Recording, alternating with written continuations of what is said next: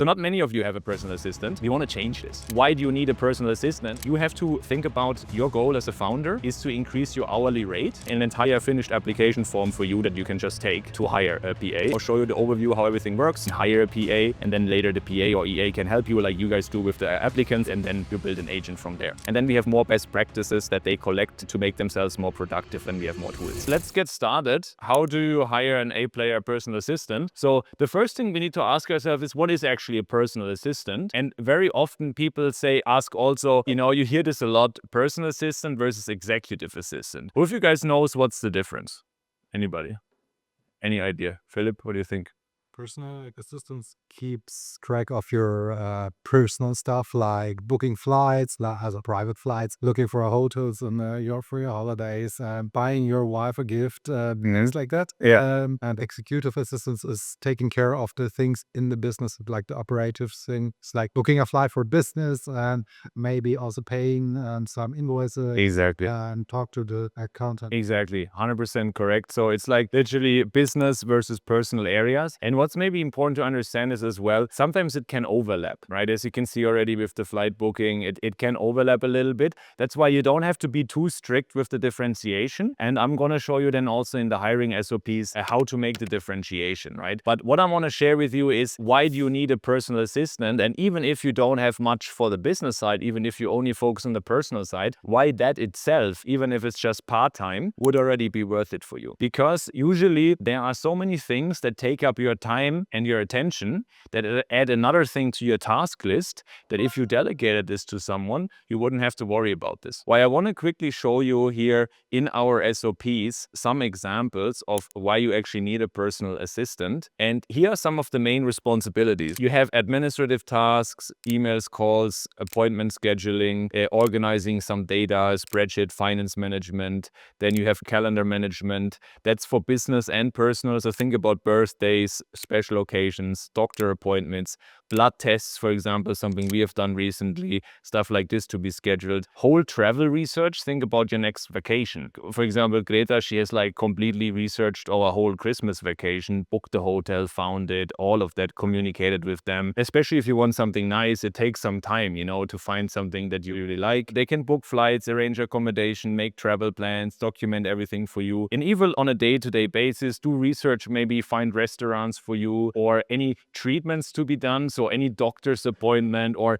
you need to go to the skin doctor, dermatologist, all these types of things, yearly checkups, stuff like this can all be researched and done by the assistant. Also online shopping, how often have you checked and tried to find stuff on Amazon? How much time takes that? Maybe not so much, but it's still capacity. You run out of some stuff, have to order things again. Like, can also be done, supplements and things like that from an assistant. Here's a little bit of connection to the housekeeper, but the personal assistant can coordinate also with a housekeeper to then, for example, have the housekeeper returns things in the post office and stuff like that. That's also things that are being taken off your plate. Also then, we talked about grocery ordering, but this can be done also by a housekeeper, and then also finding and ordering gifts. So this is all just mostly personal here that I shared. And on top of that comes in the business, like helping with HR, helping with invoicing, accounting, finances. So very good all-rounder that takes a lot of these mini things off your plate that you shouldn't be doing because of your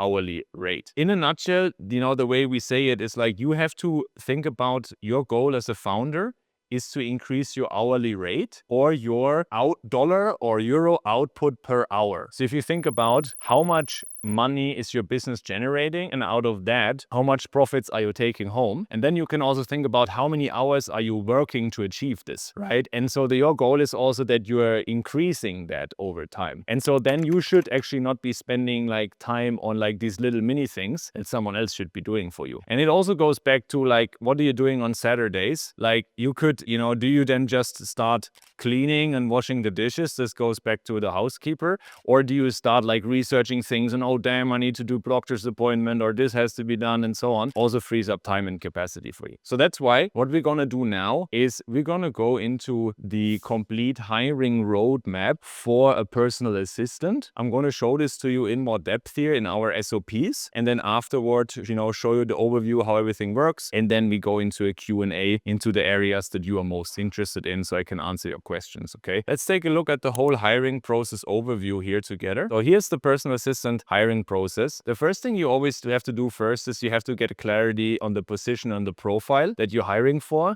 So you have a candidate profile, I'll show you this, create a scorecard, job description, and an application form. The cool thing is we have all of this in most, into a big degree, we have this already. So we have here the candidate profile that we're looking at. You can test different titles. What we have found, you can test even titles such as personal virtual assistant, personal executive assistant, depending a little bit where your focus is on more. Here we talk about the hours. If you only need someone like a part-time, that's already good enough. 10 to 20 hours is great. You can also share with someone, if you hire someone and then, you get even someone to be full-time for you, or for several people. And if you want someone that does both, we recommend going more to the 20 to 40 hours range. So if you already have a lot of stuff to do in the business, then get them full-time, because they can help with a lot of things. In terms of skills and experience, ideally they have personal assistant experience, or they have something similar like project management where they're coordinating things that makes them really good coordinators. Then usually they need to be good talking on the phone, emails, speak languages, organizing, planning things, time management, and also nowadays getting better at research using AI tools to make this whole process simpler. Also, in terms of personalities, you guys might know that I'm very big on screening for personality color and personality types. The best type is an executive. If you're talking about 16 personalities, you might know the test that you can do. So an executive is best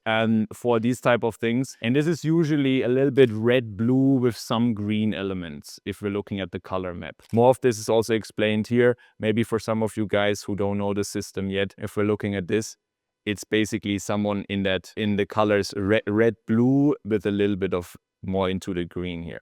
Okay, so this is usually for PA and EA mix really good. What we have here as well is location. Of course, ideally you hire someone locally where you live. Then they can help you more with local research, but it's also not necessary, to be fair. You could also have someone, a PA, be remote. I know people, they hire them even from other countries and things. It's also possible, right? So it's a bit of a trade-off in terms of what tasks you have to do, if they need to help in a local office or not, and also how much budget you have. That's also a question, if you hire a remote or not. So here we have some countries that are good, and this is usually what's most important. Then we have, I'll just do a quick run through. You have the in-depth SOPs here, then inside the pages. But basically we have a scorecard that describes the success that you can then use for the job post, as well as you can use it to judge their performance. We have always their mission, their success KPI, responsibilities, and the competencies that are necessary for them. And then you can add also your company values. And then from there, you draft the job description. Here, a simple one with the scorecard that you can post like this then on LinkedIn. You just basically copy the scorecard in here. And then more in-depth would be, for example, on a ClickUp or Notion page that you link to your careers page on your website, where you talk about us, what you do. The scorecard is in here. You have the level of experience, what they need to, be able to do and use. So for example, be able to use modern tools, ClickUp, for example, have previous experience. And so we screen a little bit for value here. So it depends a little bit how much, if they are an EA as well and they are part of your team, then of course you want to sell also a little bit the position, why join us, what are the benefits and so on. If they're part-time, this is less important unless they will grow long-term. And then you basically link to an application form. So the most important thing is you get the application form ready. And the cool thing is we have an entire finished application form for you that you can just take to hire a PA, and you just adapt it a little bit. So it's like a template here you can just duplicate. And here are all the questions we have in the application form for screening. So about their experience, what you've done in the past, their language level, their skill level with softwares, what are their goals, and then here personality color screening and where they live and CV and LinkedIn. So this is usually what we set up here at the beginning, the position and the profile. And then it gets interesting. Then now we're going into the sourcing. So sourcing means specifically how do we get candidates to go to the application form. And basically what we do here a lot is for a PA position, LinkedIn is usually very good, as well as a Meta. With Meta ads, you can hardly ever go wrong. It just might be slightly more expensive. with. Then doing LinkedIn promoted job posts. And then depending on which country you hire from, Indeed can also be interesting. And then there's more networks, local job groups, and so on. Upwork might be a backup, but I personally would recommend you to start with LinkedIn and Meta ads. And then on top, add potentially some job groups depending on which country you are in. The way this works then is I can show you we have the exact SOPs for all of this. So here specifically what I recommend you, LinkedIn, how to run that. We have a job description template in here that you can just copy into LinkedIn and make a promoted job post. So all easy for you guys to just copy. Then for Meta ads, we have an entire SOP, how to run the ads with screenshots, how to set it up, the creatives. We have a Canva template in here that you can use for the hiring. And we also have then the job form link, the copy you use. We have an ad copy example that you set up. That's exactly what I've been using myself. And then in here, for example, an example post of how this looks like as an ad that you're running on Meta. So quite simple stuff that does the trick. And then from here, we have also for Indeed and other portals, more SOPs. And so then what you do afterwards, after you get the applications, then we're coming into the application screening. So you want to define the criteria and even screen them manually, or we use right now an agent even. But for the start, you can actually, screen this yourself and then hire a PA, and then later the PA or EA can help you like you guys do with the applicants a bit, and then you build an agent from there. So the goal is we screen applications to shortlist candidates. We also have all of this in here on how to go about this with example screenshots, how to do this in jot form. The cool thing is you can either connect it to Google Sheets or to Airtable as well. And in Airtable, you have automations in there where you can automatically reject people, send out emails automatically, or you just do it via Google Sheets and do it manually. So that way you can then, screen out people by highlighting them based on a traffic light system. Green for shortlisted, yellow for gray area maybe, and red for not a fit, rejected. And as I said, we have also a training on, or like basically more steps on how you then later can build an agent for this as well. And then you define the criteria for yourself. Location is one of them, experience, personality color, as well as language skills that you screen for.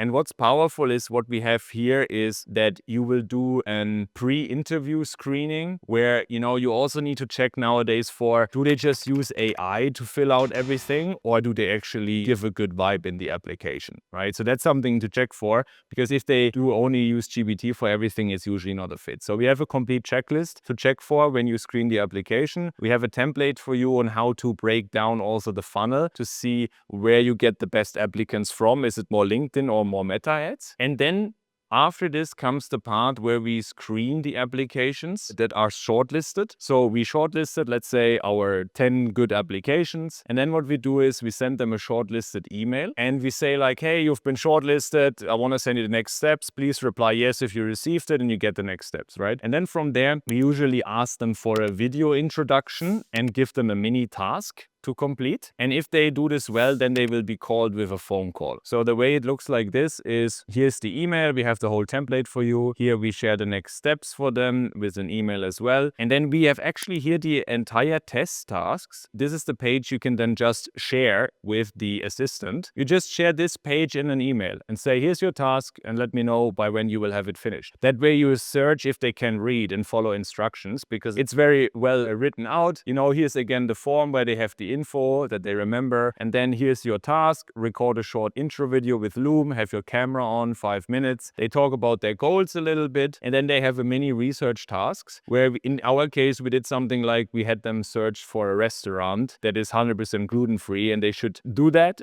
and then record a video how they did this. So it's very simple. It's just about how do they communicate, how do they go about it, can they follow a simple task. The goal is here, they will send Loom videos. It is clear instructions by when they should submit it. So you can see, do people keep deadlines? Do they read properly? Do they make the videos way too long, and even though it says 5 minutes? So that tells you a lot about their personality and if they're a good fit. You do like the screening, and then for the ones which are a good fit, we have a short culture and phone interview. In the best case, you would call them them, or if you have already someone from your team that can help. But basically, this is where we are looking, just screening for culture. If you can imagine, like, is this person a good fit working with you, and can you imagine this person would be good? What are their interests and hobbies? What culture are you looking to land into? Do you prefer working remote? How do you stay motivated? So you don't need to use all of those. This should be just in line with your company values. And then you can rate the answers on a score of 1 to 4 to see how good the answers were. Okay, so you have a template for screening those then. And then once they, good video, they sound good on the phone, then I would just invite them to a last final interview where you invite them to a Zoom interview. And for this one as well, we have here the invite, and then we have here the more in-depth interview. This is usually where you talk about their past experience, what they've tried, what they've worked with, which companies, and how also their previous employers would rate their performance. And then you go more like over the existing scorecard that I showed you up here. So you show them, hey, here's how this would work. Here we would work in ClickUp, and you talk about them to make sure they're on the same page, and you see what experience do they have with using all the tools. And then once you agree on the potential payments, and then basically you either make them an offer right there and then when you feel like that's a great candidate, or you tell them, hey, you get back to it and compare with the other candidates still. And we also then have here for you a final checklist. So the next steps that you will do after you had the interviews. Usually you can do reference checks as well. That's a bit optional, but depends a bit on their experience and how much they will be involved in your business. If it's just a part-time PA, you might not need this. You can just give them a test trial. But if they're more handling HR stuff, you rather maybe, want to do a reference check. And we have completely the interviews you can use for this with checklists, what needs to be in place to make sure the reference checks. So we do this with most of our hires, that after the interviews, we tell, hey, you worked with this person. Can you make an intro for us so we can talk to them and talk about how it was working with you? And so if they don't make an intro, it's a red flag, because why, they have something to hide. But otherwise they just say, yeah, sure, no problem, make an intro, and you call them and ask them these interview questions. And that will tell you a lot. So that's very powerful. Then we have, here offer preparation, offer email, also about contracts. We have some example template that you can use for contracts. And then we come into the onboarding here. The onboarding process is basically, a quick overview. You secure the position, then you prepare the onboarding, you do the onboarding, and then you have after the onboarding the steps to take. That's all going to be in more detail in here. And basically we have a complete checklist what you need to do for the onboarding of the PA. The most important part, I will tell you two things. We have also a section on giving access to credit cards and banks. That's maybe some of the things you might be like, oh, how do I do that with money and finances and cards? It's important that they get access to cards, because otherwise they can't do anything for you and then you do everything yourselves again. So that's why we have all how to set this up. For example, we have screenshots here how you can set this up with something like Wise or Mercury or Revolut. Use some of these banks to set limits and make this easy to give access to cards. So that's all in here. And then the most important thing is we have a complete personal assistant hub here on the left that you can see. The cool thing is you will duplicate this as a central role hub for the person. And that's kind of their documentation where everything is. So that means when they get onboarded or they land here, you send them an onboarding email and start here your onboarding steps. You have a video for them. You have that first checklist, what they have to work through. Then you link materials for them in here that they can access. And basically it has everything you need to onboard them into your company. We have templates for company overview, what you do, who we are, your values, you talking about your company, what we do, you explain kind of what your company does and your background. So you directly nicely onboard them, especially for EAs, it's important. For PAs, not so much, but we want to give you the templates in case you want to have an EA as well. And so then you link there all the scorecards, their expectations, what you expect from them, the traits you expect from them. You make a video so that they directly know, okay, what's expected. The onboarding is easier. Then we have role-related expectations, what you expect from them and what is needed and so on. And it's all in here. So basically you will then line up what you're going to use, what softwares and all of this. So you will have the complete templates here. And then here you explain how you will communicate. We'll also have in here a task list. So that's a specific example of our task list for the PAs inside ClickUp, where we have typical tasks like research some doctor, then a blood test and some billing issue, and then it was researching something, doctor stuff more. So you have a separate list for this, and then the PA can track their time in there, and you can also communicate inside the comments. Okay, so then here's some more examples of tasks and how to set them up and talk with them. Just a few more things. Time off, you can also have in here with a tool like Timetastic, financial details, how you do payments. So you basically prepare all of this and then everything is neatly documented and the PA knows exactly where everything is and can help you. A few more things, your founder's availability if you like that.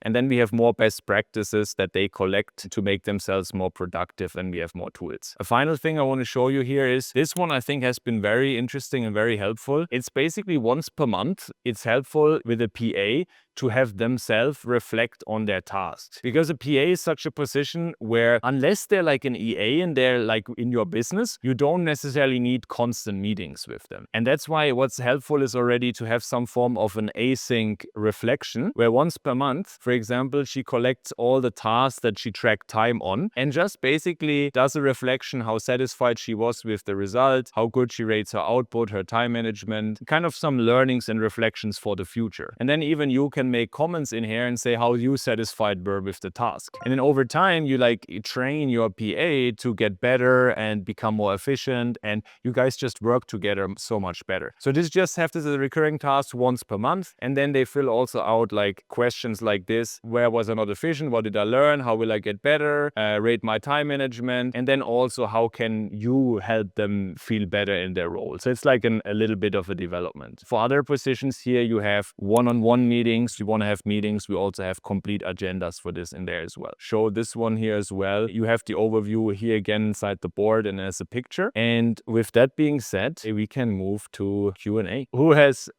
questions? Yes, there it is. Just curious, what's your take on, let's say, hiring close people that would manage your personal tasks? Like, for example, in my case, my girlfriend, I'm considering potentially getting her, to help me with payments because I feel comfortable giving, the credit card details, etc. Yeah. What's your take on this? Is she working in your business otherwise? Yeah, a little bit. Yeah, it depends a little bit how much she's getting and is she also having another job? Because you need to then look at the whole picture. How much work is it going to be? And also what's the dynamic then? Because you want to be careful that you're just order giver and she kind of has to do everything you tell, I think that might strain potentially the relationship at some point. So you have to be careful with that. I would probably do in your case something like if you see a good fit for her to be in the business and help you there, help with some finance things, more like on the business side, I think that could work. But then I would probably consider a completely separate person that becomes the PA for both of you. So that would be a super nice up level also for both of you. Then we have more tasks. So let's say she needs something as well, like gifts to be researched for someone. It would be a nice gesture from you that you make a PA available for both of you actually. Would help free up a lot of time. And then,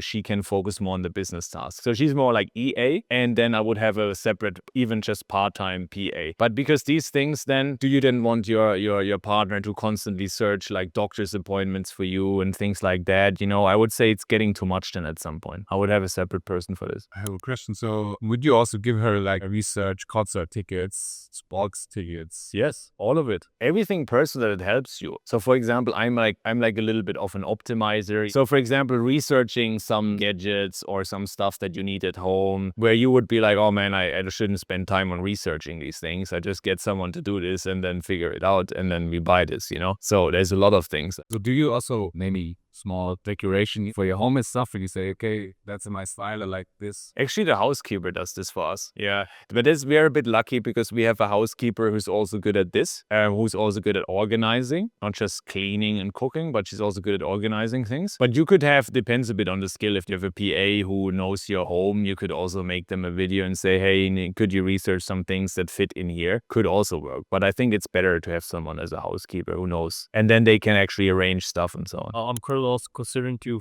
fully delegate the financial part. So for what I understand, you're suggesting to create a new Wise account, right? And you set like limits and just to give it to a EA, let's say. Yeah. But what about the two at face? So like Wise has this you have to message your number and there's a 2FA. So you just put in the DA's number. Was it 2FA? So you actually use the team feature of Wise. So if I show you here, giving access to the cards we have. So that's exactly what we have set up. You have a team feature down here. That's the beauty of Wise. And then they have their own logins. And you can just remove them. You can give them transfer limits as well as credit card limits. Super easy like this. Wow. Didn't know that. Yeah. You gotta share this thing with us. Of course.